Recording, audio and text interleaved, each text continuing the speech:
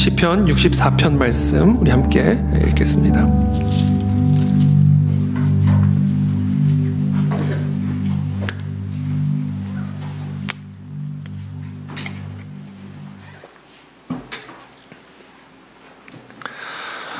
시편 64편 1절부터 10절까지 저와 여러분들이 한 절씩 교독하겠습니다. 저부터 읽겠습니다.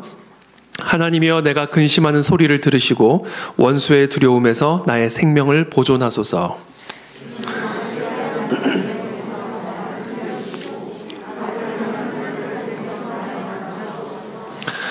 그들이 칼같이 자기 혀를 연마하며 화살같이 독한 말로 겨누고 갑자기 쏘고 두려워하지 아니하는 듯. 그들은 악한 목적으로 서로 격려하며 남몰래 올무놓기를 함께 의논하고 하는 말이 누가 우리를 보리오 하며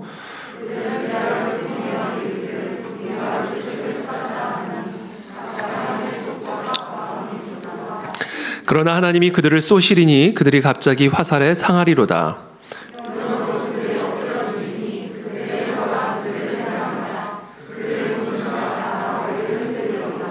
모든 사람이 두려워하여 하나님의 일을 선포하며 그의 행하심을 깊이 생각하리로다.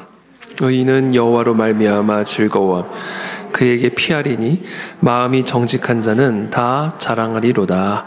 아멘. 네, 오늘 우리 금요 시편 강의 63번째 말씀, 하나님의 사명과 영적 전쟁이라는 제목을 가지고 오늘 하나님의 말씀을 함께 나누겠습니다. 우리 다음 주 월요일부터 우리 에스더 금식 기도회 5일간 금식 기도회가 시작이 됩니다. 제가 지난 화요일 새벽 기도회 때 잠깐 말씀드린 것처럼 우리 월요일에 오시기로 하셨던 김진홍 목사님이 개인적인 사정이 갑자기 생기셔서 못 오시게 됐습니다. 그래서 제가 대신 그 자리에서 설교를 하게 될 것 같고요. 총 4분의 메신저를 하나님 보내주셨는데 특별히 메신저들을 위해서 좀 하나님의 말씀을 대언하실 수 있도록 우리가 기도해 주시고 또 그 말씀을 들을 수 있는 귀를 열어주실 수 있도록 지금부터 기도로 준비해 주시면 감사하겠습니다. 하나님의 사명과 영적인 전쟁. 여러분, 우리 모두는 다 하나님의 사명을 가진 사람들입니다. 우리가 이 땅에 존재하는 이유는, 하나님께서 우리를 이 땅에 보내신 이유는, 하나님께서 우리를 생명을 맡겨주신 이유는 하나님의 사명을 감당하게 하시기 위함입니다. 여러분들의 가정에서 감당해야 할 하나님의 사명이 있고, 또 교회에서 감당해야 할 사명이 있고, 또 이 나라 이 민족의 국민으로서 우리가 감당해야 할 하나님의 사명이 있습니다. 하나님의 백성은 하나님의 사명을 가진 자들입니다. 여러분 그걸 믿으십니까? 그걸 알고 계십니까? 그것이 우리가 살아가는 유일한 이유고 목적임을 우리는 반드시 기억해야 합니다. 근데 반드시 또 우리가 그와 더불어 알아야 할 것은 그 하나님의 사명을 감당하는 일에 있어서 반드시 영적인 방해와 공격들이 있다라는 사실입니다. 하나님의 사명은 푸른 초장에서 진공 상태에서 이루어지는 것이 아니라 우는 사자와 같이 그 하나님의 사명을 가로막고 방해하고 쓰러뜨리고자 하는 사단 마귀의 치열한 방해와 공격 속에서 이루어지는 것임을 우리는 반드시 알아야 됩니다.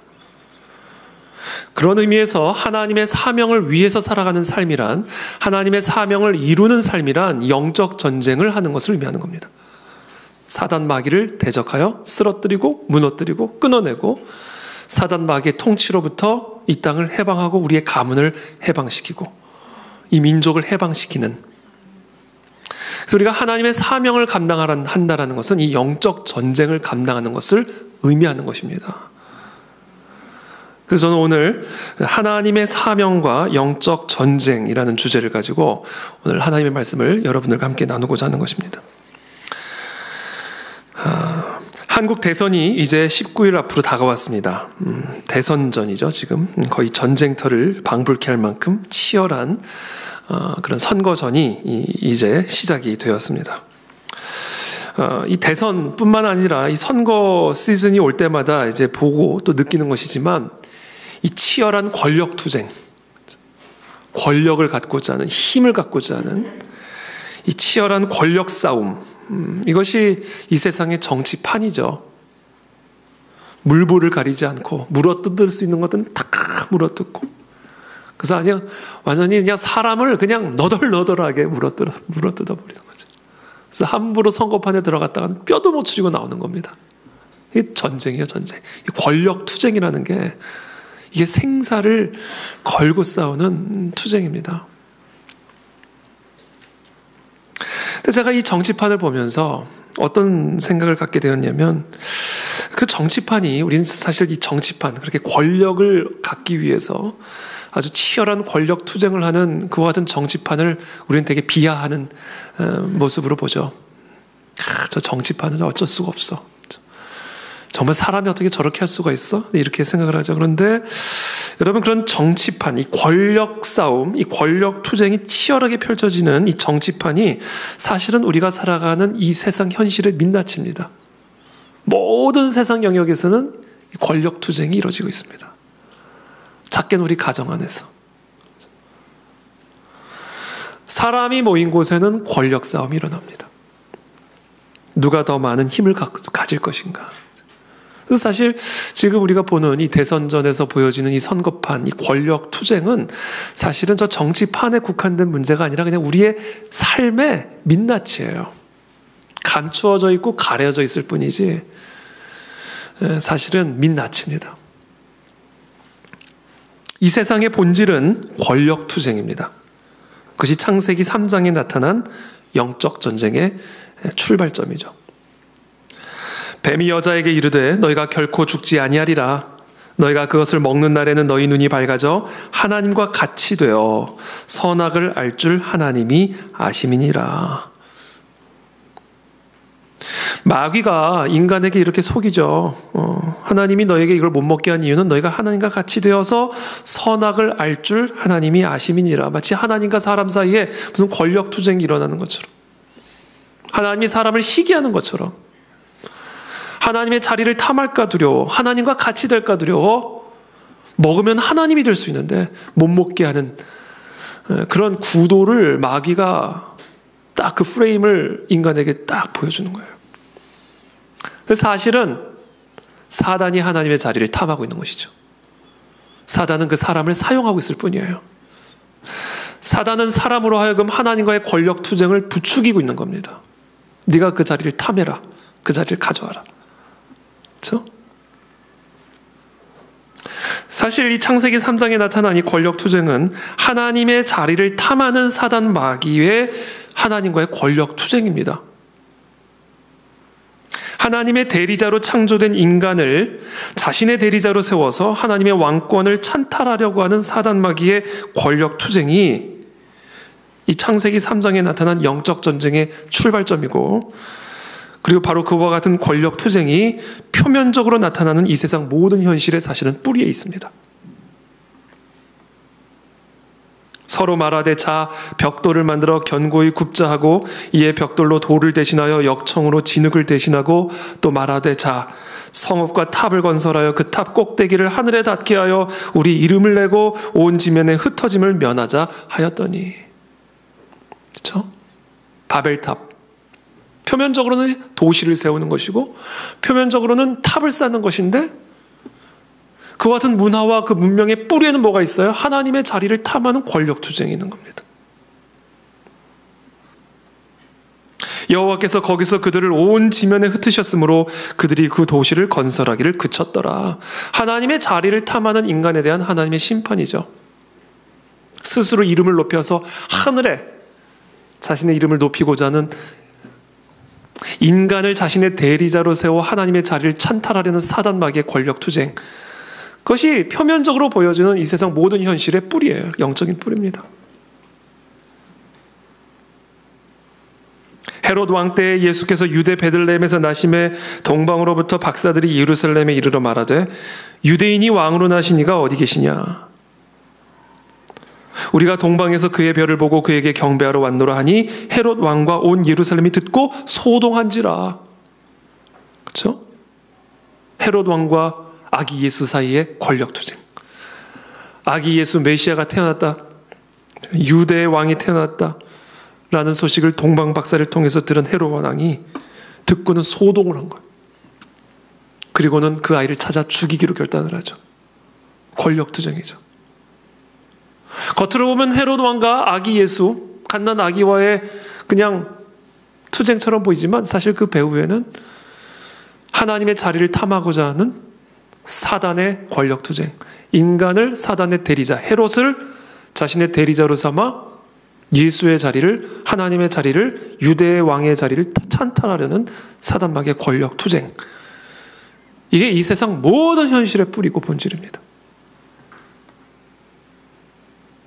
마귀가 또 그를 데리고 지극히 높은 산으로 가서 천하 만국과 그 영광을 보여 이르되 만일 내게 엎드려 경배하면 이 모든 것을 내게 주리라. 권력투쟁이죠. 권력투쟁. 구약 성경의 첫 번째 책인 창세기의 역사, 그리고 신약 성경의 첫 번째 책인 마태복음 사이를 잇는 이 이스라엘의 왕정 역사들은, 구약에 기록된 이스라엘의 이 왕정 역사는 바로 이와 같은 하나님과 마귀 사이의 권력 투쟁의 역사를 보여주고 있는 겁니다. 하나님과 마귀 사이의 이 권력 투쟁은 하나님의 사람과 마귀의 사람 사이의 권력 투쟁으로 나타납니다. 그것을 상징적으로 가장 잘 보여주고 있는 역사 이야기가 바로 사울과 다윗의 이야기죠. 여호와께서 사무엘에게 이르시되 내가 이미 사울을 버려 이스라엘 왕이 되지 못하게 하였거늘 네가 그를 위하여 언제까지 슬퍼하겠느냐. 너는 뿔에 기름을 채워 가지고 가라. 내가 너를 베들레헴 사람 이새에게로 보내리니 이는 내가 그의 아들 중에서 한 왕을 보았느니라 하시는지라. 그렇죠? 자신이 스스로 왕이 되어서, 자신이 스스로 하나님과 같이 되어서 하나님의 말씀을 거역하는 사울 왕을 하나님은 폐위시키시고 그 자리에 하나님의 마음에 합한, 하나님을 진정한 왕으로 모실 수 있는 이스라엘의 왕을 선택하십니다. 진정한 하나님의 대리자로서 하나님의 왕권을 이 땅 가운데 이루어갈 하나님의 종된 왕을 세우시죠. 근데 사울은 자기가 왕으로 기름 부음 받고는 자기가 왕인 줄 안 거예요. 그래서 스스로 하나님과 같이 되어 하나님의 말씀을 거역합니다. 그리고 나서 사울은 다윗을 죽이려고 공격을 하기 시작하죠. 그렇죠?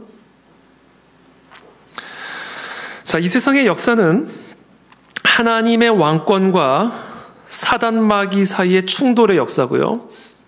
이것은 대리전의 성격을 갖습니다. 하나님과 마귀 사이의 이 권력 투쟁은 하나님의 사람과 마귀에게 속한 사람 사이의 대리 투쟁으로 이어져요. 그게 이 세상에서 벌어지고 있는 영적 전쟁의 본질이다라는 거예요. 권력 투쟁이에요.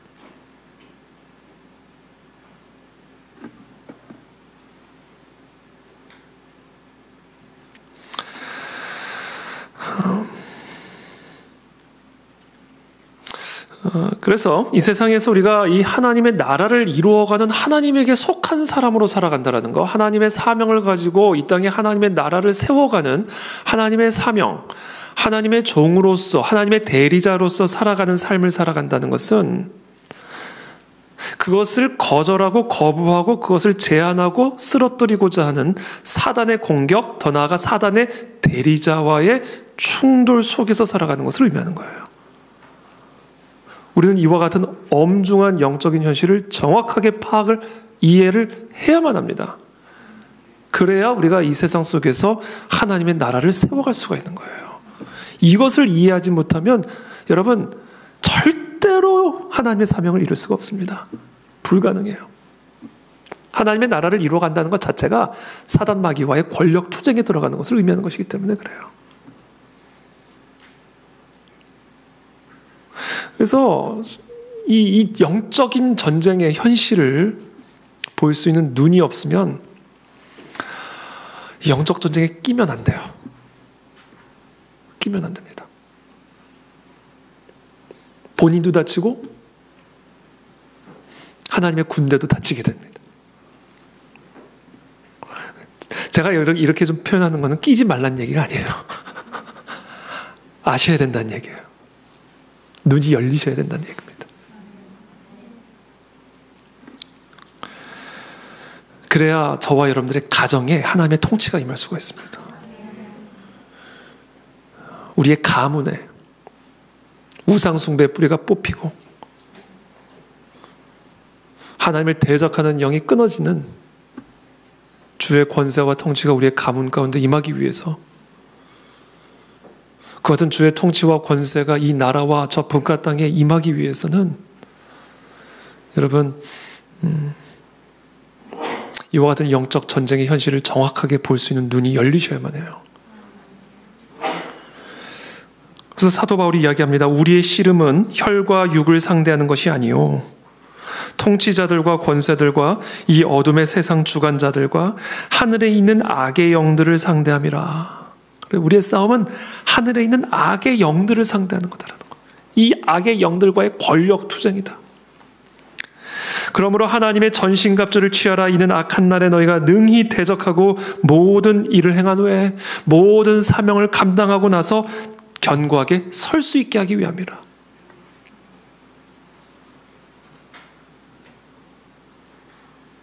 이 세상 속에서 하나님의 나라를 이루어가는 하나님의 사명자들은 영적인 장수가 되어야 됩니다. 영적인 장군. 영적인 장수가 되어야 한다는 얘기는 무엇을 의미하냐면 영적 전쟁의 본질, 영적 전쟁의 양상을 정확하게 파악할 수 있는 눈을 가지고 있어야 돼요. 쉽게 말해서 마귀가 하고 있는 짓이 눈에 보여야 됩니다. 육의 눈으로는 절대 볼 수 없는 그 마귀가 하고 있는 짓이 우리의 눈에 보여야 돼요.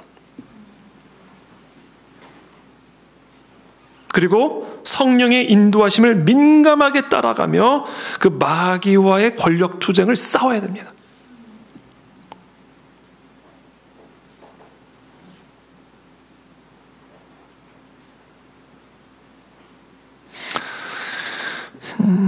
근데 이 영적 투쟁은 아주 중요한 특징이 있는데요.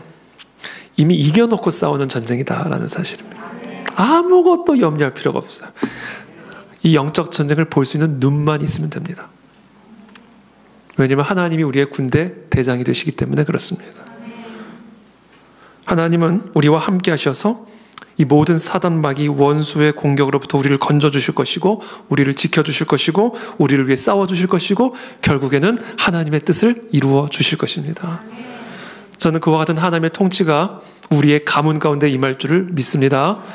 우리의 교회와 이 나라와 저 북한 땅 가운데 이 열방 가운데 하나님의 나라와 통치가 임하게 될 것을 믿습니다.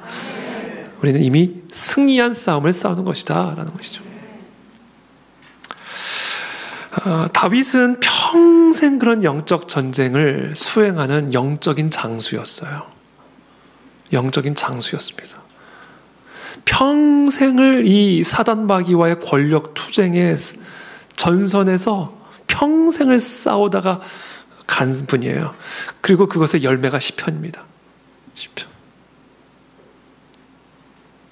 그래서 우리는 이 다윗의 시편을 통해서 우리가 이 땅에서 사단 마귀의 통치를 끊어내고 쫓아내고 하나님의 나라와 통치를 확장시키고 확산시키고 세워가는 이 모든 일에 있어서 어떻게 사단 마귀와의 영적 전쟁을 수행할 것인가에 대해서 놀라운 비밀과 열쇠들을 우리에게 가르쳐주는 책이 시편입니다. 시편은 영적 전쟁의 교본이에요. 영적 전쟁의 교본.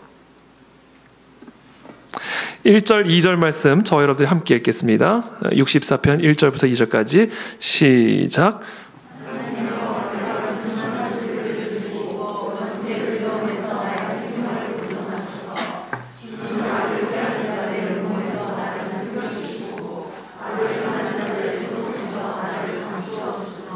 자, 다윗은 지금 자신을 죽이려고 하는, 자신의 왕권을 찬탈하려고 하는, 참고로 여기서 다윗의 왕권은 단순히 다윗의 정치적 왕권만을 의미하는 것이 아니라 다윗의 정치적 왕권은 영적인 의미를 가지고 있죠. 하나님 나라의 왕권의 대리자입니다.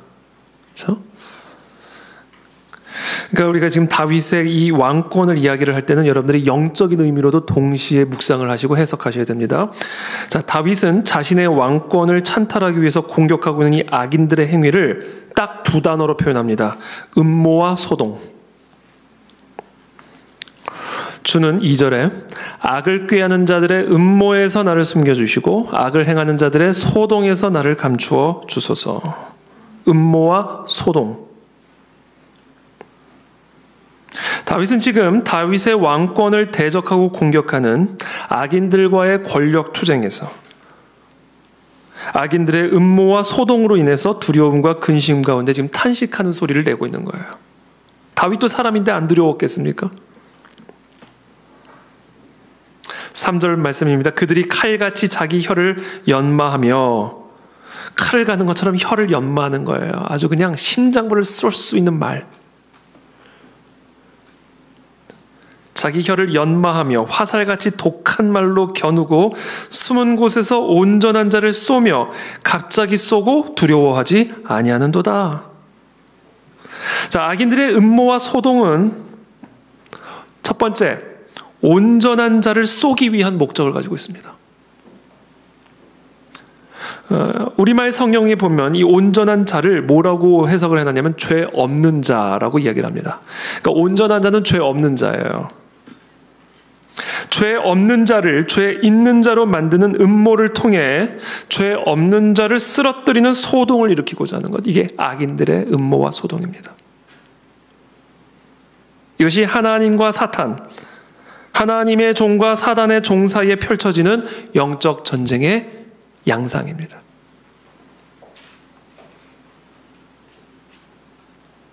저와 여러분들은 이 땅에서 하나님의 사명을 이루어가기 위해 하나님의 나라를 이루어가는 일에 있어서 사단 마귀와의 이 권력 투쟁을 수행하는 일에 있어서 반드시 우리를 쓰러뜨리기 위해서 죄 없는 자를 죄 있는 자로 몰아서 쓰러뜨리는 악인들의 음모와 소동을 경험하게 될 것입니다.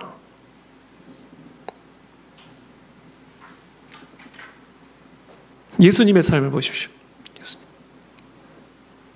당시 예수님에 대한 공식적인 사람들의 평가는 귀신 들린 자였어요. 바알세불. 이단, 그렇죠? 사도 바울은 이단의 괴수였어요. 이단의 아주 그냥 그렇습니다. 이단의 총수였어요. 이단의 총수. 이게 하나님 나라의 확산을 가로막고자 하는 사단 마귀의 전형적인 권력 투쟁 전술이에요. 그렇다면 이와 같은 악인들이 죄 없는 자를 죄 있는 자로 만들어 쓰러뜨리기 위한 이 음모와 소동의 그 가장 핵심적인 전략 무기가 있는데 그게 뭐예요? 독한 말과 사람의 혀입니다. 그게 지금 다윗이 이야기하는 거죠. 그들이 칼같이 자기 혀를 연마하며 화살같이 독한 말로 겨누고.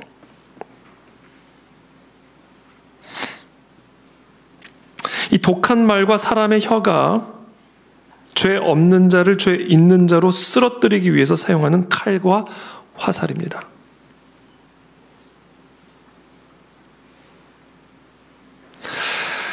그러면서 시편 64편 5절에 이렇게 말씀합니다. 그들은 악한 목적으로 서로 격려하며 남몰래 올무놓기를 함께 의논하고 하는 말이 누가 우리를 보리요 하며 그들은 죄악을 꾸미며 이르기를 우리가 묘책을 찾았다 하나니 각 사람의 속뜻과 마음이 깊도다.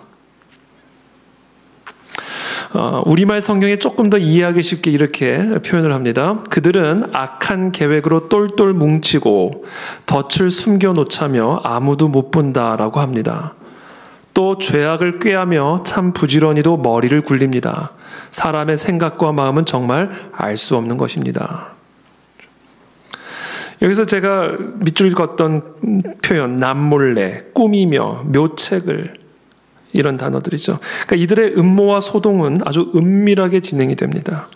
다윗이 볼 수 없고 들을 수 없고 알 수 없는 곳에서 알 수 없는 방식으로 서로 격려하며 똘똘 뭉쳐서 올무를 놓고 의논하면서 독한 말과 칼 같은 혀로 다윗을 쓰러뜨릴 수 있는 묘책을 강구하고 있는 것이죠.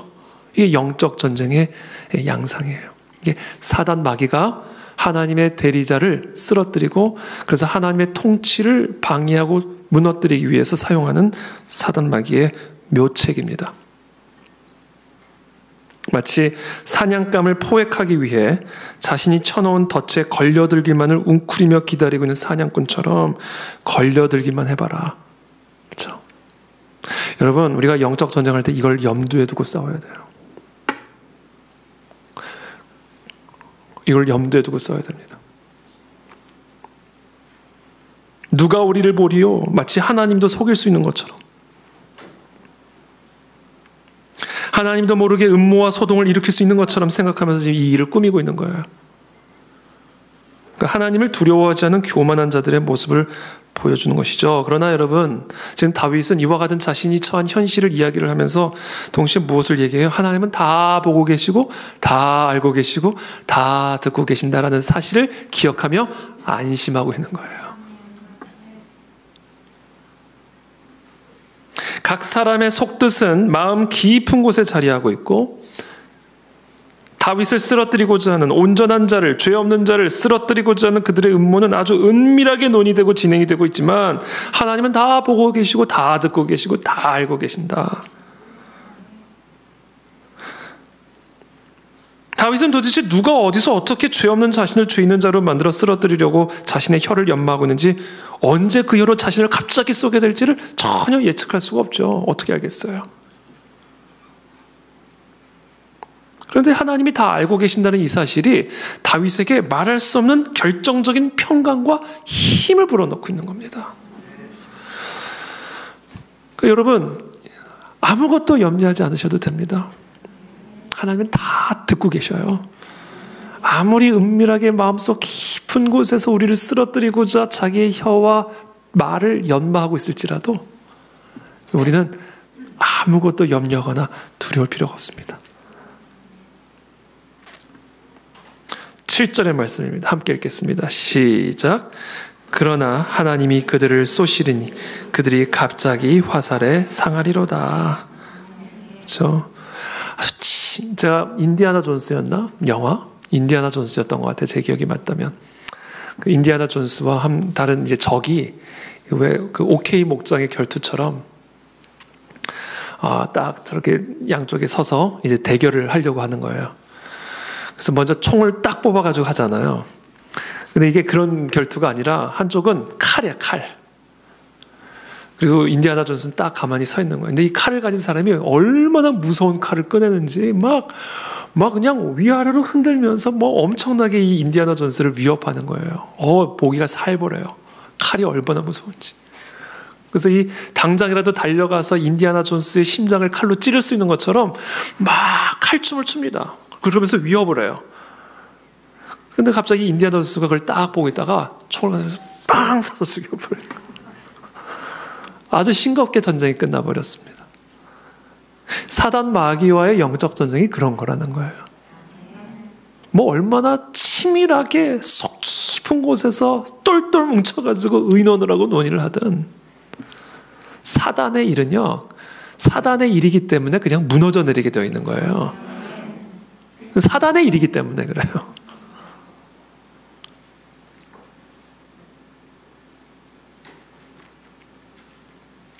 (8절에) 이러므로 그들이 엎드러지리니 그들의 혀가 그들을 해함이라. 그렇잖아요.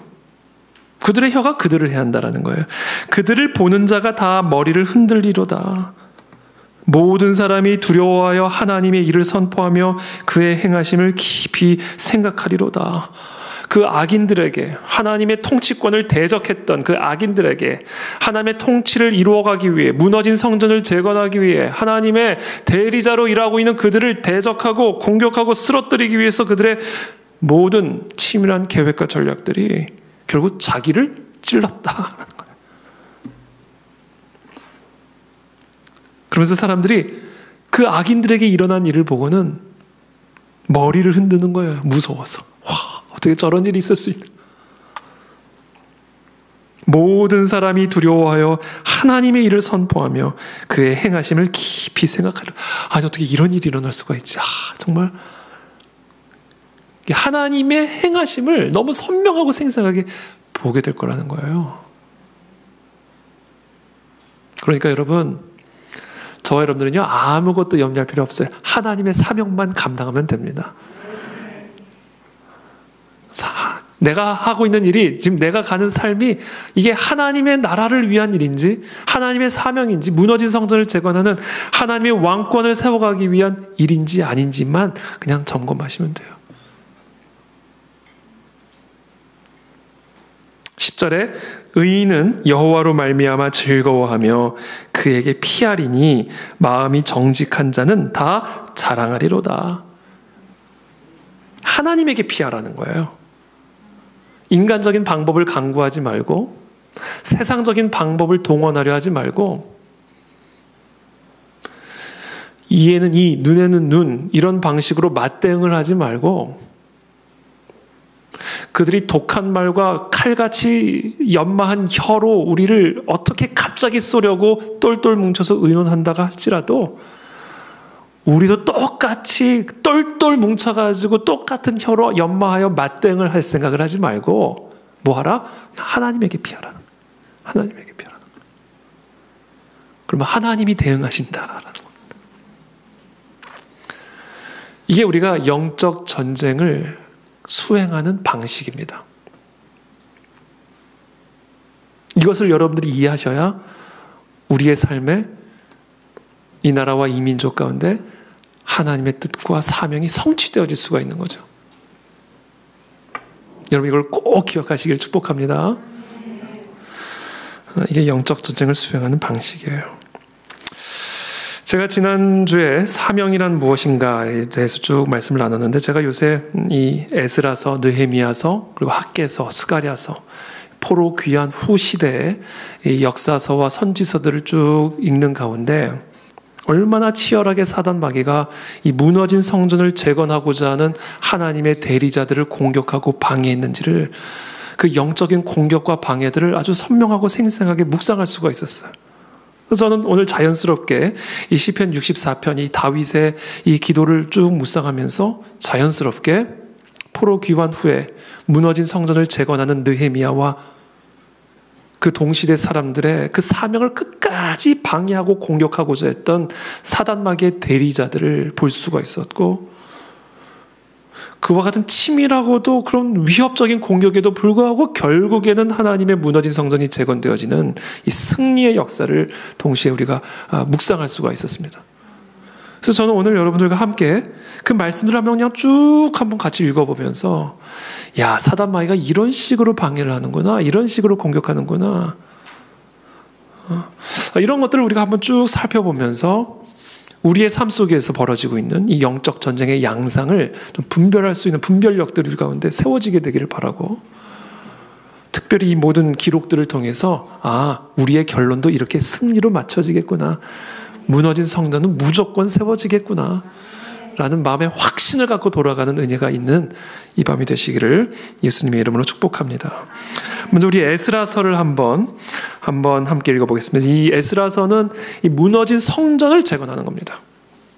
그 무너진 성전을 재건하는 그런 시대적 상황을 가지고 있는 책입니다. 에스라서는 에스라서 1장 1절부터 2절까지의 말씀 함께 한번 읽어보겠습니다. 시작.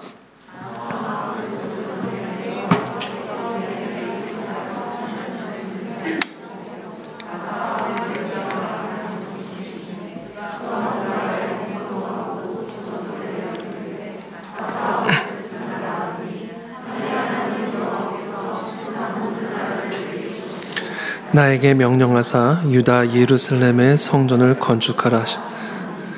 여러분, 하나님께서 하나님의 일을 이루시고 하나님의 사명을 감당하게 하실 때 우리의 심령 속에서 일어나는 아주 중요한 역사인 게 바로 이 마음의 감동이 일어나는 겁니다. 마음의 감동이 일어나셔야 돼요. 그것을 여러분들이 구하셔야 됩니다. 그래서 특별히 이 에스더 금식 기도의 기간 동안에 아무리 백날 하나님의 사명을 들어도 우리 마음에 감동이 오지 않으면 그것은 내 사명이 될 수가 없어요. 이 하나님의 사명은 우리의 마음의 감동을 통해서 우리의 사명이 되는 겁니다. 그게 바사왕 고레스에게 임한 거예요. 고레스의 마음을 감동시키셨습니다. 그래서 그가 온 나라에 공포를 합니다. 저 이스라엘 백성들 다 유다 예루살렘으로 돌아가 성전을 건축하라. 그렇죠? 이에 유다와 베냐민 족장들과 제사장들과 레위 사람들과 그 마음이 하나님께 감동을 받고 올라가서 예루살렘의 여호와의 성전을 건축하고자 하는 자가 다 일어나니 그 사면 사람들이 은그릇과 금과 물품들과 짐승과 보물로 돕고 그 외에도 예물을 기쁘게 드렸더라. 자, 마음의 감동을 받은 이스라엘 백성들이 다 함께 일어나 여호와의 성전을 건축하기 위해서 자신의 은그릇과 금과 물품들과 짐승과 보물로 돕고 예물을 기쁘게 드리며 성전 건축에 나아가기 시작하는 거예요. 이게 다 뭐로 이루어지는 거예요? 마음의 감동으로 이루어지는 겁니다.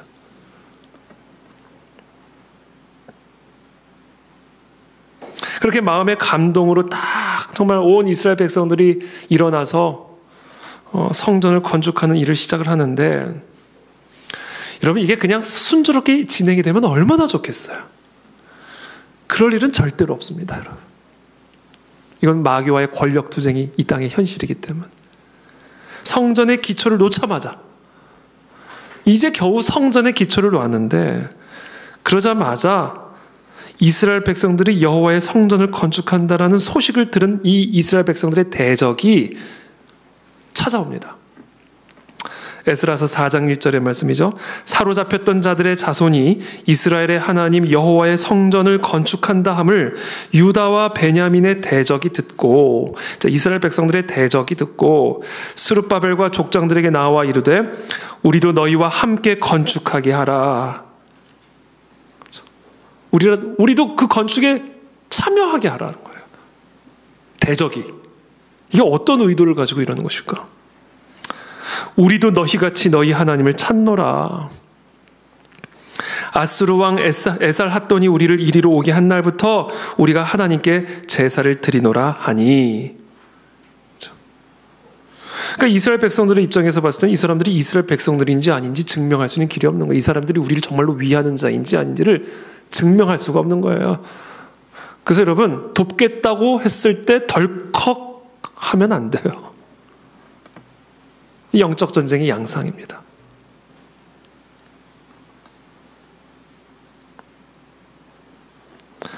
에스라서 4장 3절에서 스룹바벨과 예수아와 기타 이스라엘 족장들이 이르되 우리 하나님의 성전을 건축하는데 너희는 우리와 상관이 없느니라.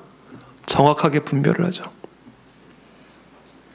바사왕 고레스가 우리에게 명령하신 대로 우리가 이스라엘의 하나님 여호와를 위하여 홀로 건축하리라 하였더니 너희의 도움 필요 없다.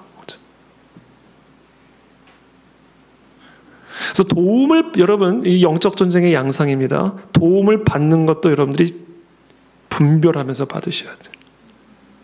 도움이 올무가 됩니다. 도움이 올무가 돼요. 우리가 연약할 때, 힘없을 때, 어떻게 이 하나님의 성벽을 재건할까 막막하고 있을 때 도움을 주겠다고 오면 얼마나 마음이 동하겠어요. 도움을 받을 때는 조심해야 된다. 분별해야 된다. 이게 영적 전쟁의 양상입니다. 올무가 돼요, 올무.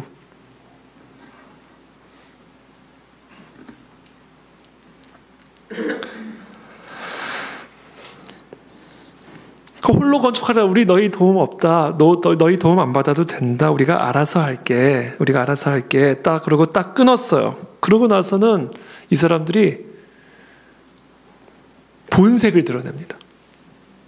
본색을 드러내요. 사실상 돕고자 했던 게 아니에요. 올무를 놔서 그 사역을 방해하고 쓰러뜨리게, 무너진 성전을 재건하는 그 일을 쓰러뜨리고 방해하기 위한 위장술이었죠. 올무였어, 올무. 이스라엘 백성들이 정확하게 분별하고 그 도움을 거절하자 이로부터, 에스라서 4장 4절이죠. 이로부터 그 땅 백성이 유다 백성의 손을 약하게 하여 그 건축을 방해하되, 바사왕 고레스의 시대부터 바사왕 다리오가 즉위할 때까지 관리들에게 뇌물을 주어, 뇌물. 그 계획을 막았으며, 또 아하수에로가 즉위할 때 그들이 글을 올려 유다와 예루살렘 주민을 고발하니라. 그래서 여러분, 하나님의 나라를 이루어가는 일에 있어서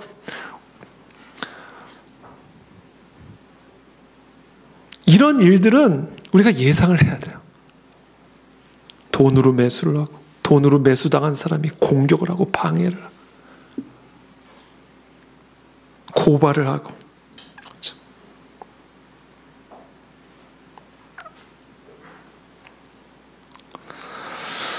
이런 거 읽으면 하나님의 일 하기 싫어. 무서워. 그렇죠?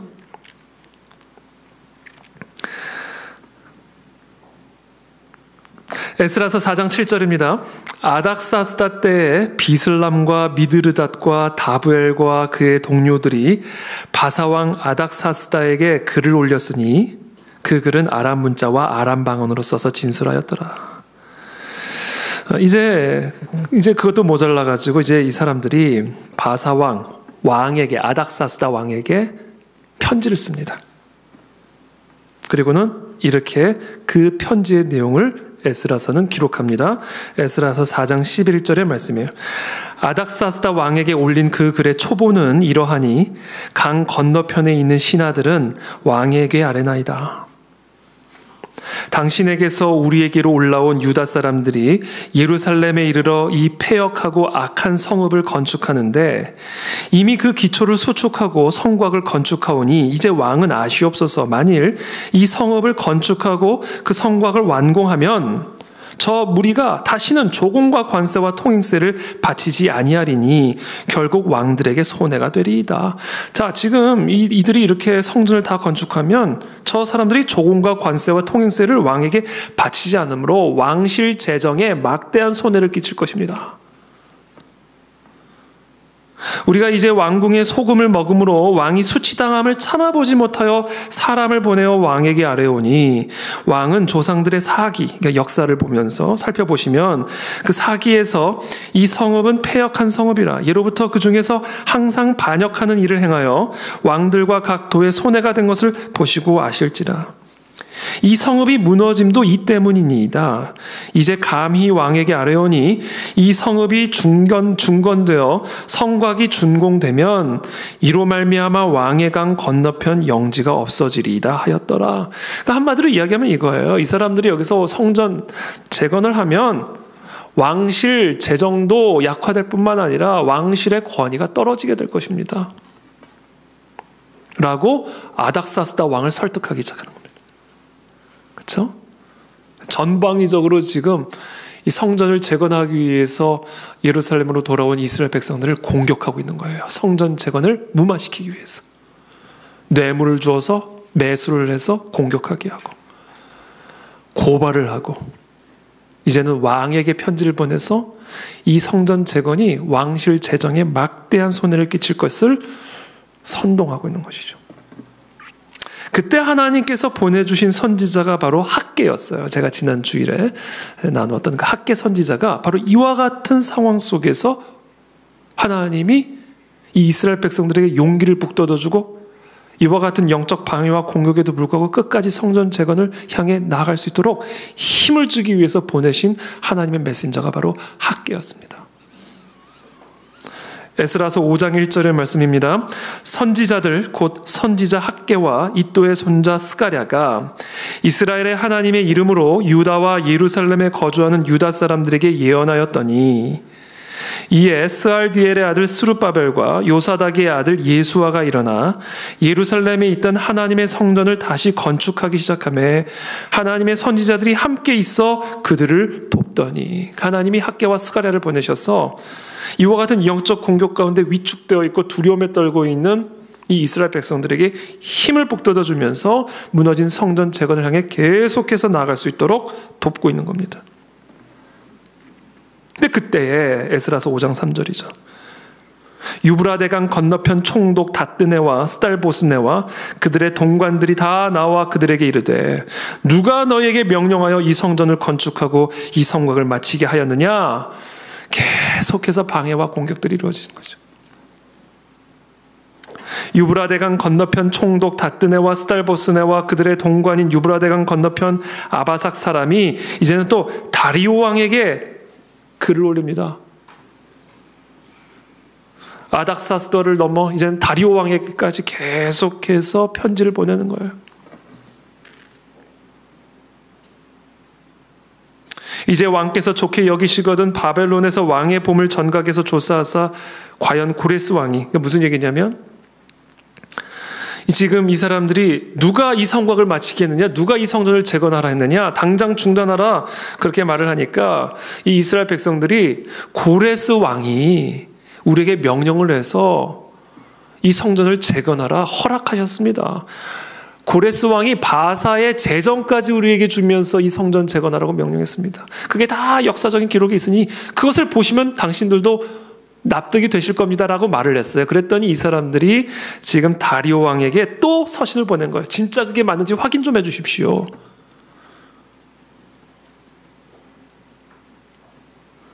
그때 이 다리오 왕이 그래? 고레스 조서가 있는지 한번 살펴봐라. 명령을 내리죠. 그랬더니 진짜 그 고레스의 칙령이 있는 거예요. 그래서 다리오가 명령을 내립니다. 에스라서 6장 6절의 말씀입니다. 이제 유브라데강 건너편 총독 다뜨네와 스달보스네와 너희 동관 유브라데강 건너편 아바삭 사람들은 그곳을 멀리하여 하나님의 성전 공사를 막지 말고 유다 총독과 장로들이 하나님의 이 성전을 제자리에 건축하게 하라. 다리오 왕의 조서가 내림에 유브라데강 건너편 총독 다뜨네와 스달보스네와 그들의 동관들이 신속히 준행하니라.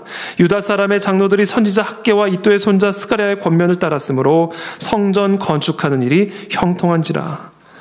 이스라엘 하나님의 명령과 바사왕 고레스와 다리오와 아닥사스다의 조서를 따라 성전을 건축하며 일을 끝내되 다리오 왕 제6년 아달월 3일에 성전 일을 끝내니라. 그렇죠. 결국에는 일이 끝납니다.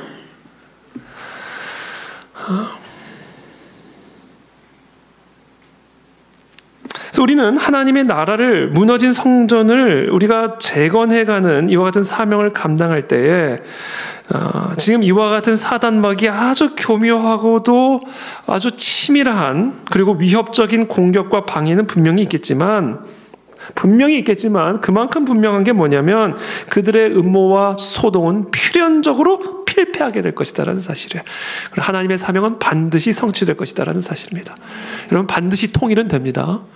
무너진 성전은 반드시 재건됩니다. 다음 세대든 무조건 하나님의 군대로 일어나게 될 것입니다. 그것을 위해서 우리는 이와 같은 영적 전쟁의 양상을 정확하게 이해하고 두려워하거나 위축되면 안 돼요. 하나님이 때가 되면 학계를 보내주실 거예요. 때가 되면 다리오 왕의 조서를 보내주실 겁니다. 그래서 어떤 방해와 회방에도 불구하고 우리는 계속해서 하나님의 성전을 재건해 나가게 될 거예요. 이 확신이 우리 안에 있어야 됩니다. 확신.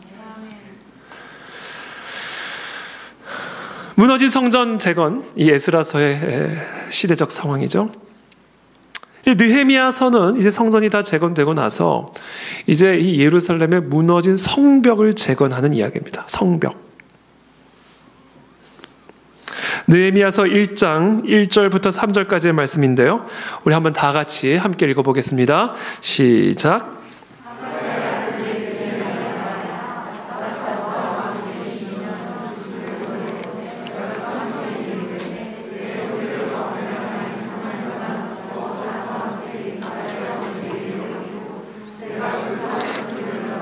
남아있는 유다와 예루살렘들의 형편을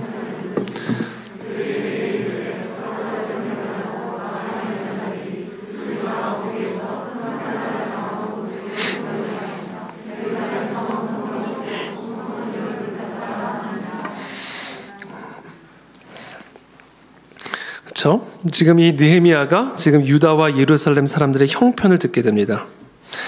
그리고 그 형편이 어떤 것이냐면 지금 환난을 당하고 능력을 받아서 예루살렘 성이 다 허물어지고 성문들은 다 불탔다라는 예루살렘의 소식을 이 사람이 듣게 되는 것이죠. 그리고는 이제 이 느헤미야서를 보면 이제 이 느헤미야가 당시 이 술 맡은 관원관이었어요.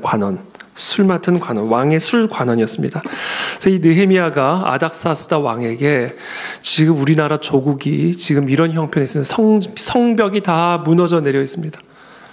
이거 다시 재건할 수 있도록 하나님, 왕이시여 나에게 허락하여 주셔서 조서를 주셔서 다시 저 예루살렘으로 돌아가 저 무너진 성벽을 재건하는 일에 내가 도움을 주고 보탬을 줄 수 있도록 허락해 주십시오. 그렇게 왕의 조서를 받아서 이제 갔습니다.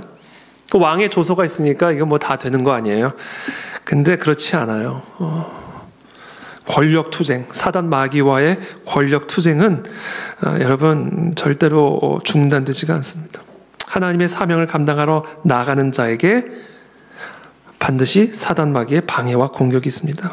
느헤미야서 1장 10절에 호론 사람 산발랏과 종이었던 암몬 사람 도비야가 이스라엘 자손을 흥왕하게 하려는 사람이 왔다 함을 듣고 심히 근심하더라. 이스라엘을 흥왕하게 하기 위해서, 하나님의 나라를 흥왕하게 하기 위해서 예루살렘에 느헤미야가 도착했다라는 소식을 들은 이 산발랏과 암몬 사람 도비야가 심히 근심을 하기 시작한 거예요.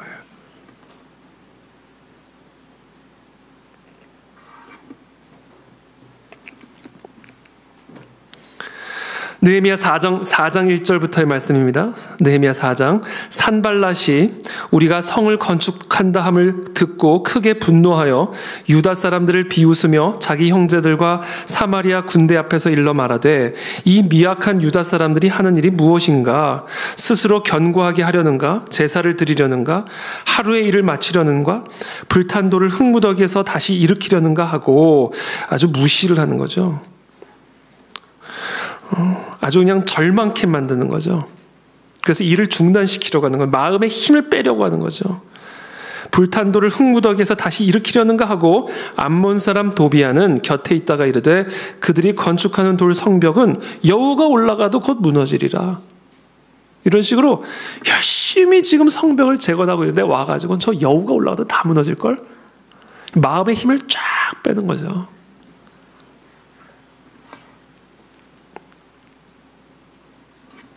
사단 마귀의 영적 전쟁의 양상입니다. 그때 느헤미야가 이렇게 기도합니다. 느헤미야서 4장 4절부터의 말씀이죠. 우리 하나님이여 들으시옵소서. 여러분, 하여튼 사단 마귀가 우리에게 이런저런 종류의 회방과 공격의 소리를 낼 때는요, 그걸 어떻게 하면 그걸 그대로 하나님께로 돌려드렸어요. 지금 내가 하나님 일을 하고 있는데, 내가 지금 하나님이 명령하신 일을 하고 있는데 여우가 올라가도 다 무너질걸? 이런 소리를 들으면요, 그 소리 때문에 여러분 절대 낭망하지 마세요. 그 소리를 그대로 하나님에게로 드리세요.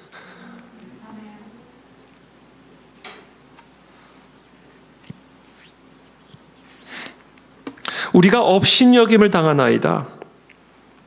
원하건대 그들이 욕하는 것을 자기들의 머리에 돌리사 노략거리가 되어 이방에 사로잡히게 하시고 주 앞에서 그들의 악을 덮어두지 마시며 그들의 죄를 도말하지 마옵소서. 그들이 건축하는 자 앞에서 하나님의 명을 받아 예루살렘에 무너진 성벽을 재건하기 위해서 열심으로 수고하고 있는 이 건축하는 자들 앞에서 주를 노하게 하셨나이다.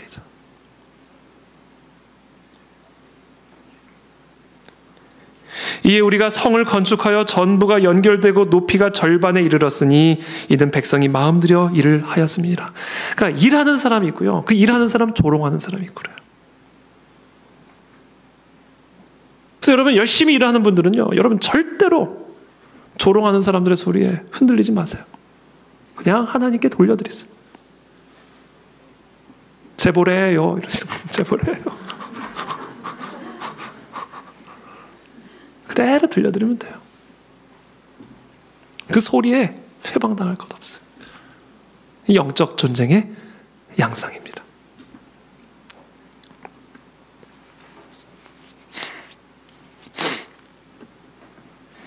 느헤미야 4장 7절입니다. 산발랏과 도비야와 아라비아 사람들과 암몬 사람들과 아스돗 사람들이 예루살렘 성이 중수되어 그 허물어진 틈이 메꾸어져 간다음을 듣고, 신기하죠? 산발랏과 도비야는 계속해서 조롱하고 계속해서 방해하고 계속해서 공격하는데 성벽은 계속해서 세워져요. 신기하죠? 하나님의 일이 그래요. 산발랏과 도비야의 이 하나님의 이 사명에 대한 방해와 회방은 계속해서 이루어지는데 이상하게도 하나님의 일은 계속해서 진행이 됩니다.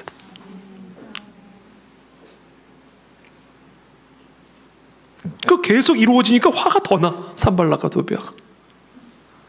그 허물어진 틈이 메꾸어져 간다함을 듣고 심히 분노하여 다 함께 꾀하기를 예루살렘으로 가서 치고 그곳을 요란하게 하자. 음모와 소동이죠. 그때 이 느헤미야는 뭐를 해요? 이 이스라엘 백성들은 뭐를 해요? 그 소식을 듣고 야 우리도 치러 가자가 아니에요. 우리가 하나님께 기도하며 무조건 하나님에게로만 가면 돼요. 하나님의 일하는 사람들은요 그냥 하나님에게만 가면 됩니다. 이게 영적 전쟁을 하는 방식입니다. 우리가 우리 하나님께 기도하며 그들로 말미암아 파수꾼을 두어 주야로 방비하는데 유다 사람들은 이르기를 흙무더기가 아직도 많거늘 짐을 나르는 자의 힘이 다 빠졌으니 우리가 성을 건축하지 못하리라 하고 우리의 원수들은 이르기를 그들이 알지 못하고 보지 못하는 사이에 우리가 그들 가운데 달려 들어가서 살육하여 역사를 그치게 하리라 하고. 그러니까 지금 이 산발락과 도비아와 암몬 사람들과 아수 사람들이 아주 구체적으로 몰래 들어가서 진짜 죽일 생각을 합니다. 그러니까 영적 전쟁은 이거 진짜 무서운 거예요. 진짜 죽일 생각을 합니다. 사람을 죽일 생각을 해요. 그래서 어떻게 해서든지 이 성벽 재건을 중단시키려고 합니다. 죽이려고 하기 때문에 하나님의 일을 하는 사람에게도 칼이 필요합니다. 그래서 죽이려고 하기 때문에 그래요. 실제로 살육을 계획하고 있기 때문에. 그래서 성전을 재건하기 위해 하나님의 사명을 감당하는 자는 자기 스스로를 보호할 수 있는 무기를 동시에 가지고 있어야 된다는 거예요. 느헤미야서 4장 13절에 말씀, 내가 성벽 뒤에 낮고 넓은 곳에 백성이 그들의 종족을 따라 칼과 창과 활을 가지고 서 있게 하고. 느헤미야가 지시한 거야. 다 칼과 창과 활을 무장해라. 죽이러 오니까. 죽으면 안 되니까. 공격용으로는 쓰지는 않아도 방어용으로는 준비하고 있어야 한다는 거죠. 죽으면 안 되잖아요. 칼을 가지고 달려 들어오는데 그냥 가만히 배를 내놓을 수는 없잖아요.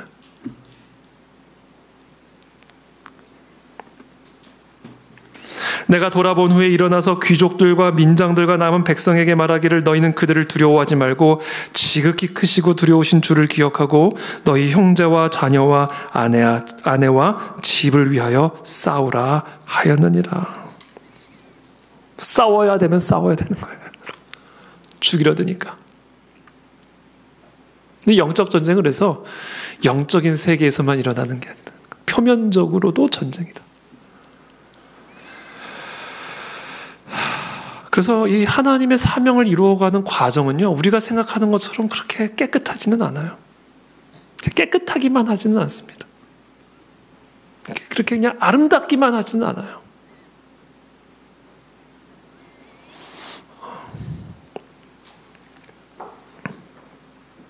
침이 자주 치열한 전쟁인 거죠. 그래서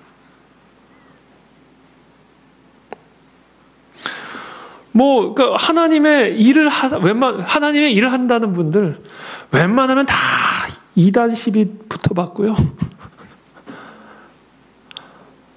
웬만하면 재판 소송 다 연루돼 봤고요. 저는 그게 너무 무서워요. 이게 아름답기만 하지 않다. 하나님의 사명을 이루어가는 이 모든 과정이요, 때로는 싸워야 될 때가 있다는 거예요. 칼을 들고 싸워야 될 때가 있다는 거예요.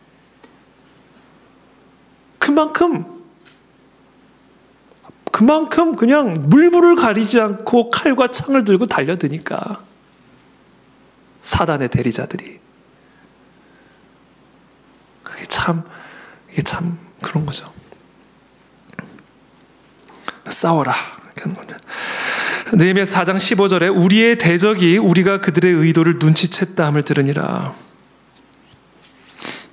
하나님이 그들의 꾀를 패하셨으므로 우리가 다 성에 돌아와서 각각 일하였는데 그때로부터 내 수한 사람들의 절반은 일하고 절반은 갑옷을 입고 창과 방패와 활을 가졌고 민장은 유다 온 족속의 뒤에 있었으며 성을 건축하는 자와 짐을 나르는 자는 다 각각 한 손으로는 일을 하며 한 손에는 병기를 잡았는데 건축하는 자는 각각 허리에 칼을 차고 건축하며 나팔 부는 자는 내 곁에 섰었느니라.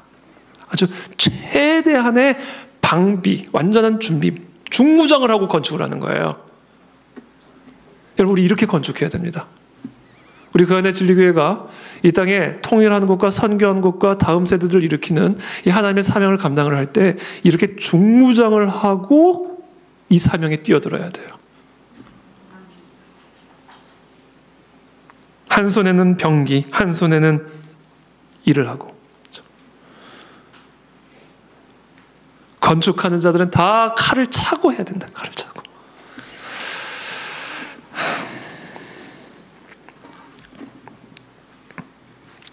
느헤미야 4장 21절에 우리가 이같이 공사하는데 무리의 절반은 동틀 때부터 별이 나기까지 창을 잡았으며 그때 내가 또 백성에게 말하기를 사람마다 그 종자와 함께 예루살렘 안에서 잘지니 밤에는 우리를 위하여 파수하겠고 낮에는 일하리라 하고 나나 내 형제들이나 종자들이나 나를 따라 파수하는 사람들이나 우리가 다 우리의 옷을 벗지 아니하였으며 물을 기르러 갈 때도 각각 병기를 잡았느니라. 그러니까 한시도 한눈을 팔면 안 됩니다. 완전히 중부장한 채로 깨어 있어야 돼. 이게 전쟁터에 있기 때문에 그렇습니다. 전쟁터. 느헤미야서 6장 1절의 말씀입니다. 산발락과 도비아와 아라비아 사람 게셈과 그 나머지 우리의 원수들이 내가 성벽을 건축하여 허물어진 틈을 남기지 아니하였다 함을 들었는데 그때는 내가 아직 성문에 문짝을 달지 못한 때였더라. 산발락과 게셈이 내게 사람을 보내어 이르기를 오라 우리가 오노 평지 한 촌에서 서로 만나자 하니 실상은 나를 해하고자 함이었더라. 좀 만나서 얘기 좀 하자 그런 거예요. 산발락과 도비아가 이래도 안 되고 저래도 안 되고 중무장을 해서 살육하려고 불시에 쳐들어가려고 했더니 사람들이 다 일을 하면서도 칼을 차고 일을 하고 있고. 느헤미야서에 너무나 감사한 거는요, 이 칼싸움이 없었다라는 거예요. 칼싸움이 없었어요. 칼을 차고만 있으면 되는 거였어요. 이거 깨어만 있으면 된다는 거예요. 깨어만 있으면. 깨어있지 않으니까 칼을 드는 거예요. 깨어있지 않으니까. 하나님이 우리를 지켜주시는데 그렇잖아요. 그러니까 다 칼을 차고 한 손에는 일을 한 손에는 병기를 들고 일을 하라는 얘기는 그만큼 우리가 아주 영적으로 바짝 긴장하게 깨어있어서 이 사명을 감당하지 않으면 이게 사탄 마귀가 어떻게 교묘하게 불어닥칠지를 우리가 알 수가 없다는 거죠. 그만큼 우리가 깨어있어야 된다는 얘기죠. 우리가 반드시 깨어있어야 하는 그 이유를 아주 또 잘 보여주는 거예요. 지금 아직 성문에 문짝을 달지 못한 상태, 완전히 성벽 재건이 완성되지 않은 상태에서 산발랏과 게셈이 사람을 느헤미야에게 보낸 거예요. 그리고는 평지 한 촌에서 우리 좀 만나자. 근데 사실은 느헤미야를 만나서 죽이려고 했던 겁니다. 그렇게 해서 첫 번째, 두 번째, 세 번째, 네 번째 편지를 보냈는데도 느헤미야가 꿈쩍도 안 하고 그 미팅을 받아들이지를 않으니까 산발랏이 다섯 번째는 그 종자의 손에 봉하지 않은 편지를 들려 내게 보냈는데 느헤미야서 6장 5절이죠. 그 글에 이르기를 이방 중에도 소문이 있고 이제 소문이 있다. 가스무도 말하기를 어떤 가스무라는 사람도 말하더라. 너와 유다 사람들이 모반하려 하여 성벽을 건축한다 하나니 네가 그 말과 같이 왕이 되려 하는다. 너 왕 되려고 지금 이거 하는 거 아니야. 그런 소문들이 바다해. 이렇게. 너가 이 성벽을 재건하려고 하는 게 네가 왕 되려고 하는 거 아니야. 다 너를 위해서 하는 거 아니야. 지금 그게 소문이 파다해. 가스무도 말하던데 이렇게 얘기하는 거죠. 6장 7절입니다. 또 네가 선지자를 세워 예루살렘에서 너를 들어 선전하기를 유다의 왕이 있다 하게 하였으니 지금 이 말이 왕에게 들린지라. 왕의 귀에까지 들려왔다. 그런즉 너는 이제 오라 함께 의논하자. 그러니까 이제 와서 좀 논의 좀 하자. 얘기 좀 하자. 어떻게든지 오게 하려는 거예요. 해치기 위해서. 그래서 소문 운운을 하는 겁니다. 너 왕 되려고 그러는 거 아니야. 다 너 위해서 하는 거 아니야. 그렇게 하면서 지금 이 느헤미야가 세우고자 하는 이 하나님의 사명의 명분을 이게 하나님을 위한 게 아니라 나를 위한 것이냐, 너 자신을 위해서 하는 것이냐, 이렇게 음모를 꾸미는 거죠. 내가 사람을 보내어 그에게 이르기를 네가 말한 바 이런 일은 없는 일, 이런 일은 없는 거야. 거짓말하지 마. 네 마음에서 지어낸 것이라 하였나니 이는 그들이 다 우리를 두렵게 하고자 하여, 이게 다 우리를 두렵게 하고자 하여 말하기를 그들의 손이 피곤하여 역사를 중지하고 이루지 못하리라 함이라. 이제 내 손을 힘있게 하옵소서 하였노라. 그러니까 이 느헤미야의 마음에 힘을 빼기 위해서, 두려움을 줘서 힘을 빼게 하기 위해서. 이게 얼마나 두려웠겠어요. 지금 하나님의 사명을 위해서 열심으로 성벽을 재건하려고 하고 있는데 이게 다 느헤미야 자기를 위한 일이라고 소문이 났다고 말을 하니 마음이 얼마나 두렵겠어요. 마음에 얼마나 힘이 빠지겠습니까? 그 소식이 왕에게까지 들렸다니 얼마나. 그러면서 좀 만나자, 논의하자, 의논하자입니까?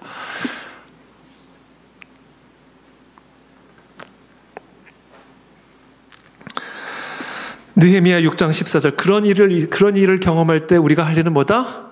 제보래요. 이거 제보래요. 느헤미야가 계속하는 일이에요.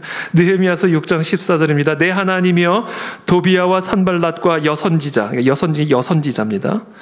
예언하는 자죠. 노아랴와 그 남은 선지자들 곧 나를 두렵게 하고자 한 자들의 소행을 기억하옵소서 하였노라. 다 하나님께 돌리는 거예요. 저 산발랏, 도비야, 저 여선지자, 노아랴가 한 저 모든 일을 하는 다 기억하십시오. 다 하나님께 넘겨드리는 겁니다. 피하는 거죠, 하나님께로. 느헤미야서 6장 15절의 말씀입니다. 성벽 역사가 52일 만인 엘룰월 25일에 끝나매. 자, 보세요. 결국 끝나요. 이런 어마어마한 영적 공격이 확 느헤미야와 이스라엘 백성을 훑고 지나갔는데 그 어마어마한 공격이 지나간 자리에 성벽의 완성. 하나님이 하시는 일이에요. 느헤미야 6장 17절의 말씀이죠. 또한, 근데 끝나질 않았어요. 아직도. 끈질깁니다, 여러분. 그래서 끝까지 깨어 있어야 돼요. 또한 그때 유다의 귀족들이 여러 번 도비야에게 편지하였고, 편지를 또 보내, 도비야에게. 도비야의 편지도 그들에게 이르렀으니 도비야는 아라의 아들 여호하난도 베랴갸야의 아들 무슬람의 딸을 아내로 맞이해서 도비야가 급기야 유대인과 결혼을 해버렸어. 와, 끈질기죠. 결혼을 해버렸어요, 도비야가 유대인과. 이거 어떻게 끊어내요? 가족이 돼버린 거예요, 가족이.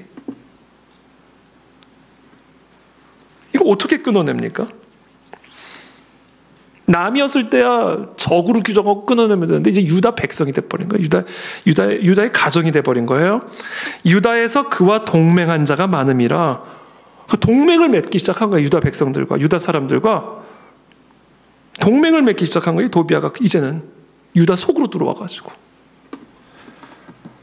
그들이 도비야의 선행을 내 앞에 말하고, 그러니까 동맹을 맺고는 도비야를 느헤미야 앞에서 칭찬하기 시작하는 거예요.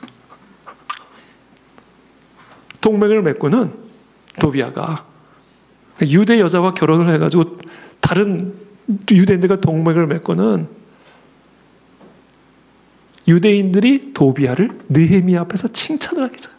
이 사람이 얼마나 착한 사람인지. 이런 식의 영적 공격의 양상을 우리가 이해해야 된다는 거죠.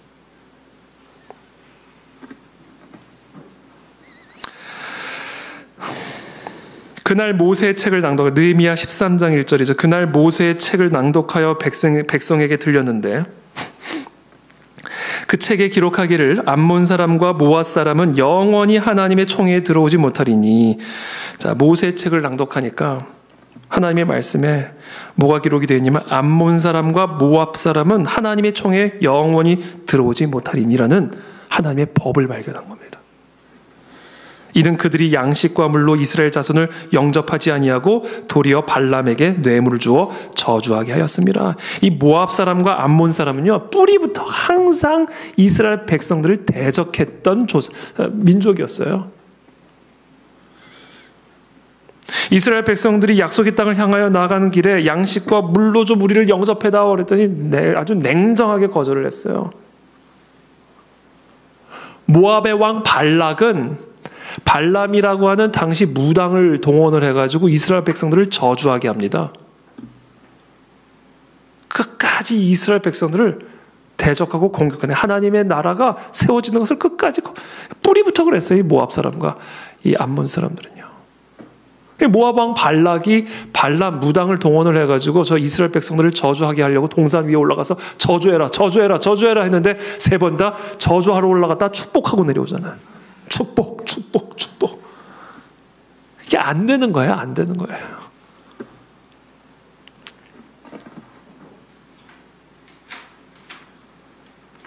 그러니까 이 율법을 듣고는, 이 모세의 율법을 듣고는 모압 사람과 암몬 사람은 하나님의 총에 들어올 수 없다. 어떻게 이 사람들과 우리가 섞이냐.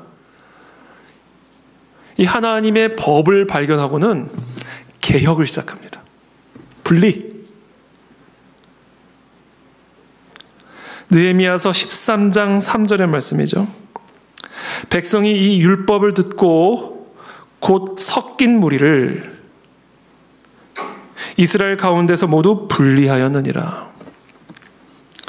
이전에 우리 하나님의 전에 방을 맡은 제사장 엘리야십이 도비야와 연락이 있었으므로 제사장 엘리야십이 도비야와 계속해서 연락을 합니다.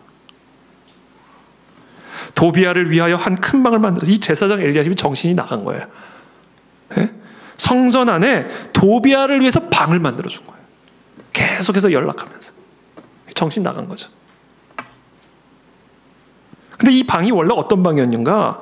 그 방은 원래 소재물과 유향과 그릇과 또 레위 사람들과 노래하는 자들과 문지기들에게 11조로 주는 곡물과 새 포도주와 기름과 제사장들에게 주는 거제물 주는 곳이라.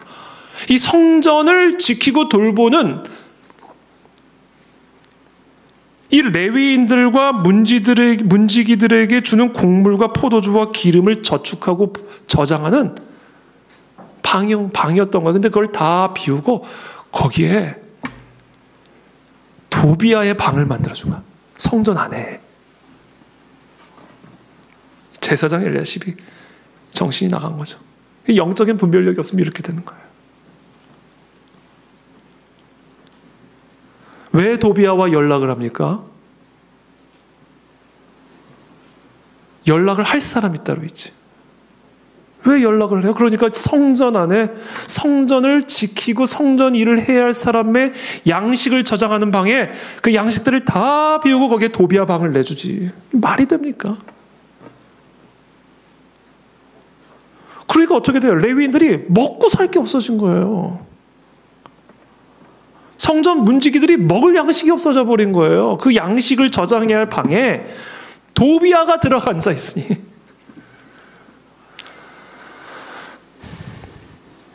그러니까 성전이 방치되는 거죠. 느헤미야 13장 6절이죠. 그때에는 내가 예루살렘에 있지 아니하였느니라. 자, 그런 일이 일어날 때 예루살렘에 느헤미야가 없었어요. 지도자가 없었어요. 이 영적인 장수가 자리를 비우고 있었던 거예요. 그러니까 이런 일들이 일어나는 거죠. 바벨론 왕 아닥사스다 32년에 내가 왕에게 나아갔다가 며칠 후에 왕에게 말미를 청하고 예루살렘에 이르러서야 엘리야십이 도비야를 위하여 하나님의 전뜰에 방을 만든 악한 일을 안지라. 이걸 알게 된 거예요. 내가 심히 근심하여, 얼마나 근심됐을까 느헤미야가. 이 도비야가 어떤 인간인데, 이 성벽 재건을 하는 일에 있어서 도비야가 어떤 일을 했는데 이 사람이 성전에 꽈리를 들고 들어가 앉아 있는 거예요. 그것도 성전을 돌보는 사람들에게 공급되어지는 양식이 있어야 할 자리에. 내가 심히 근심하여 도비야의 세간을 그 방 밖으로 다 내어던지고, 얼마나 화가 났으면, 얼마나 근심이 됐으면, 얼마나 두려웠으면. 마치 예수님께서 성전에 들어가 장사하는 사람들 책상 뒤엎고 다 내쫓았듯이 성전에 들어가자마자 도비아의 방에 들어가서 도비아의 세간을 그냥 다 뒤집어 엎어가지고 다 내던져버린 거예요. 그게 쉬운 일이었겠습니까, 여러분? 쉬운 일이었겠어요? 쉬운 일 아니죠. 쉬운 일 아닙니다, 절대.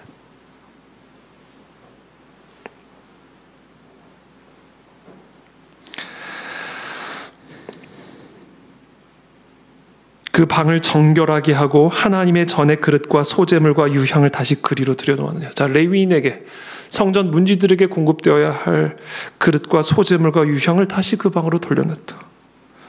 내가 또 알아본즉 느헤미야 13장 10절에 레위 사람들이 받을 몫을 주지 아니하였으므로, 당연하죠. 그 자리에 도비아가 꽈리를 틀고 앉아 있었으니 레위 사람들이 받을 몫을 주지 아니하였으므로 그 직무를 행하는 레위 사람들과 노래하는 자들이, 자, 성전에서 제사를 드리고 성전을 돌보는 이 레위 사람들과 노래하는 자들이 각각 다 자기 밭으로 도망하였기로. 그렇죠. 먹고 살아야 될 거 아니에요.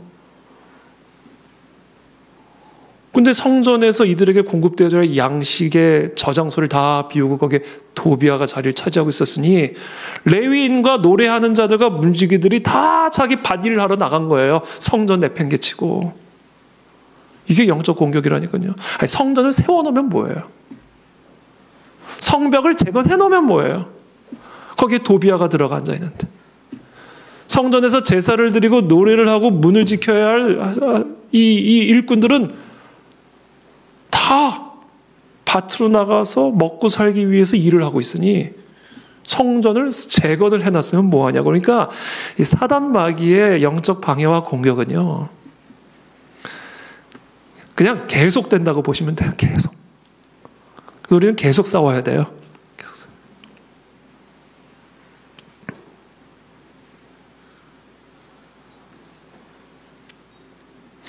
그래서 좀 사실은 우리가 이 하나님의 사명을 감당하는 삶에 있어서 약간 좀 이렇게 마음에 이렇게 벅참이 오는 게 좀 사실이에요.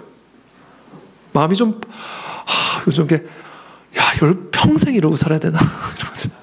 평생 이렇게 영적 전쟁을 해야 되나? 그래서 진짜 하나님의 사명자들에게 죽음은 rest in peace인 것 같아요. 이게 그냥 하는 말 아니라 진짜 rest in peace.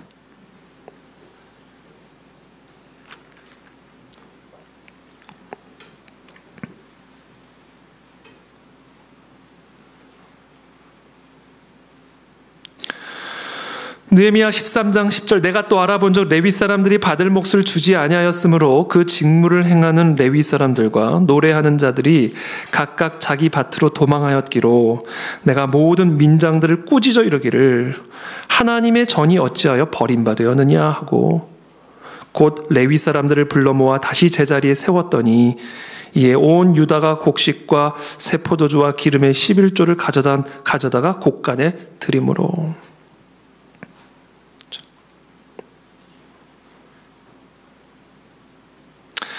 여러분, 교회 섬기는 분들을 우리가 잘 대접해드려야 됩니다. 우리 사역자들. 저는 잘 안 해주셔도 돼요. 저는 제가 알아서 할게요. 근데 우리 부목사님들, 우리 전도사님들, 이 성전을 지키기 위해서 수고하는 우리 사역자들 여러분 잘 대접해 주셔야 돼요. 그분들을 잘 섬겨주는 게 교회를 섬기는 겁니다. 물론 저도 잊지 말아주세요. 근데 제가 저를 위해서 하는 말이 아니라는 것을 제가 강조하려고 하는 이야기예요. 그래야 교회가 든든하게 세워집니다. 안 그러면 다 자기 밭 보러 가야 돼요. 밭일하러 가야 됩니다. 목사가 또는 교회 사역자가 이중직을 갖게 해서는 안 됩니다. 이중직을 갖게 해서는 안 돼요.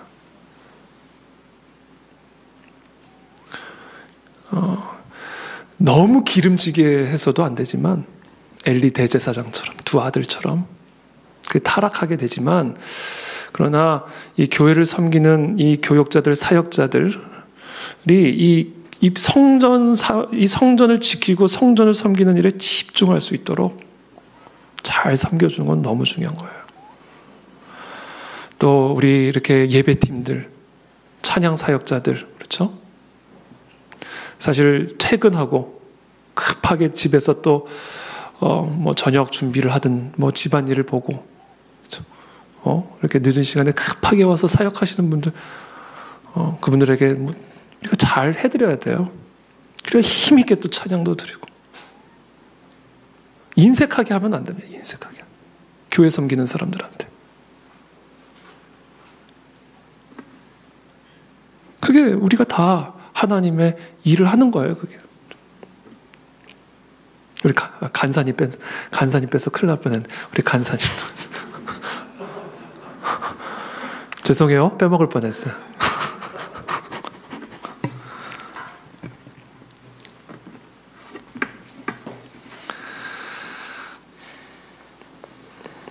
근데 또 그게 끝이 아니야. 또 산발랏이 가만히 안 있네요. 또 도비안 그렇게 했어요. 느헤미야 13장 28절에 대제사장 엘리야십의 손자 요야다의 아들 하나가 호른 사람 산발랏의 사위가 되었으므로, 또 산발랏의 사위가 됐어.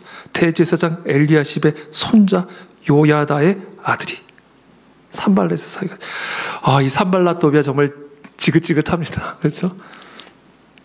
내가 쫓아내어 나를 떠나게 했느니라. 쫓아내버렸어요. 느헤미야 단호합니다. 여러분, 영적 전쟁은 단호해야 돼요. 단호해야 됩니다. 아니다, 잘라내야 돼요. 내가 쫓아내어 나를 떠나게 했느니라. 말씀을 맺겠습니다. 우리 모두가 다 하나님의 사명을 감당하는 사명자들이죠. 통일한국의 사명을 감당해야 하고 선교한국의 사명을 감당해야 하고 다음 세대를 일으키는 사명을 감당해야 합니다. 이건 우리의 교회적인 사명이에요. 그러나 여러분들 각자가 여러분들의 각자의 삶에 또 이와 같은 사명들이 있을 겁니다. 가정 안에, 가문 안에, 여러분들의 삶 안에 여러분들이 이루어야 할 사명들이 있을 겁니다. 하나님이 맡기신 사명이 있을 거예요. 우리가 그 사명을 감당하는 일에 있어서 우리는 오늘 이 느헤미야가 경험한, 에스라가 경험한, 이 이스라엘 백성들이 경험한 이와 같은 영적 방해와 공격들을 마주하게 될 겁니다. 그래서 우리는 오늘 이와 같은 영적인 전쟁의 양상을 우리가 좀 한번 쭉 살펴봤는데, 이런 그림을 여러분들이 잘 이해를 하시고 이런 동일한 일들이 동일하게 일어납니다. 동일한 일들이 동일하게 일어나요. 이거 영적인 교본이에요.